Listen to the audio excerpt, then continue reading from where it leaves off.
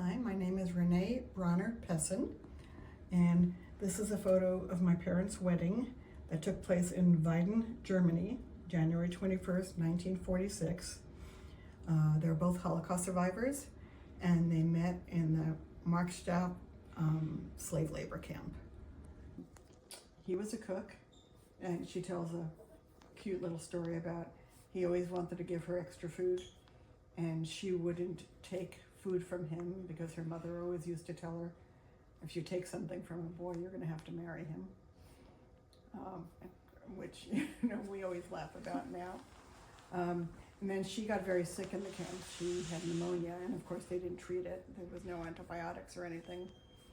And he brought her food without her knowing it. From the sounds of it, they became girlfriend and boyfriend, but then they were separated. And it would have been somewhere between 42 and 43. After a year and a half, they were separated. She went to a different camp, and he went to a different camp. And they didn't see each other till the end of the war. He went to find her. Basically, the Germans left the camps when they knew they lost. And she was liberated by Russians, and my dad was liberated by Americans. And they just said, you're free to go. But of course, she still had the same two dresses from 1939. And everyone went back home to see who was alive.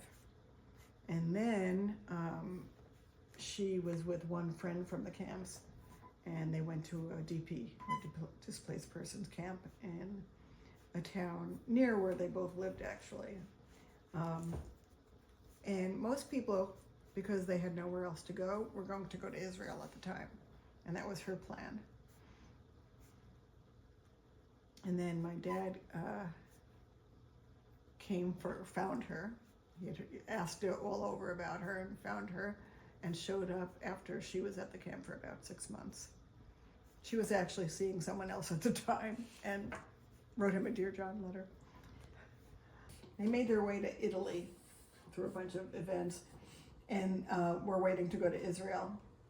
And then my dad literally remembered that he had a cousin in the United States, an aunt, who had come in the 1920s.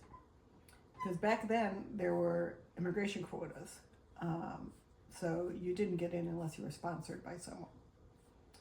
And he wrote away to my aunt. He remembered her address after all those years. And they put in papers and sponsored them to come here.